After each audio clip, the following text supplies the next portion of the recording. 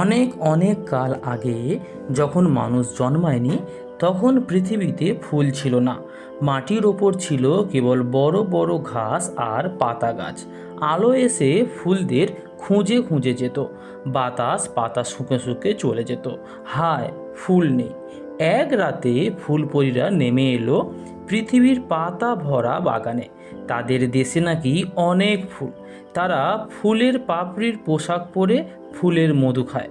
পরীরা বলাবলি করলো, আচ্ছা, এমন অনেক জায়গায় ফুল নেই, চলো আমরা ফুল নিয়ে আসি। এই কথা বলে তারা সকলে মিলে তাদের দেশ থেকে অনেক ফুলের বীজ নিয়ে এলো। সেই সব বীজ ছড়িয়ে দিল মাঠে মাঠে বনে বনে। সেই বীজ থেকে গাছ গজালো। তারপরে গাছে গাছে দেখা দিল নানা রঙের ফুলের কুঁড়ি। সেই কুঁড়ি ফুটল সাদা, নীল, হলদে, লাল, বেগুনি ফুলে ছেয়ে গেল বন। আলো এসে তাদের গায়ে হাত বুলিয়ে দিল, বাতাস তাদের দুলিয়ে দিয়ে গেল। মৌমাছিরা ছুটে এলো মধু খেতে। এখনও নাকি ফুলপরীরা নেমে আসে পৃথিবীতে, যেখানে মানুষ থাকে সেখানে নয়। রাত হলে, চাঁদ উঠলে তারা গভীর জঙ্গলের ভিতরে নামে। সারা রাত ফুলবনে হাত ধরাধরি করে নাচে। ভোর না হতেই চলে যায়।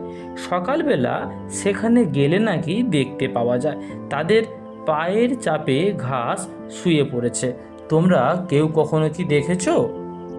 এইবারে আমি তোমাদের কিছু প্রশ্ন করছি, উত্তর দাও দেখি। বলো তো, ফুলপরীরা কেমন পোশাক পরে আসতো? আমার দ্বিতীয় প্রশ্ন করছি, তারা পৃথিবীতে এসে কি খেত?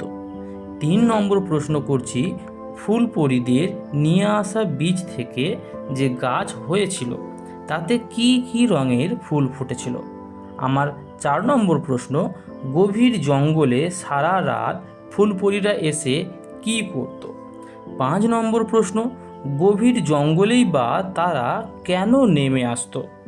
6 নম্বর প্রশ্ন, যখন ফুলেরা এই পৃথিবীতে ছিল না তখন পৃথিবীর অবস্থা কেমন ছিল?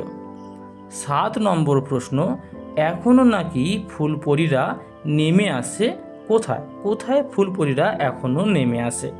আমার 8ম প্রশ্ন বা 8 নম্বর প্রশ্ন, পৃথিবীর পাতা ভরা বাগানে কারা নেমে আসতো? 9 নম্বর প্রশ্ন করছি, কোন দিকে সূর্য ওঠে এবং কোন দিকে সূর্য অস্ত যায়? 10ম প্রশ্ন করছি, কোন সময়ে পৃথিবীতে ফুল ছিল না বলে লেখক আমাদের জানিয়েছেন? আমরা যেটা পড়লাম এটা হচ্ছে ফুল, লিখেছেন সুখলতা লাউ। তোমরা সাবস্ক্রাইব করে রাখো পরের ভিডিও দেখার জন্য।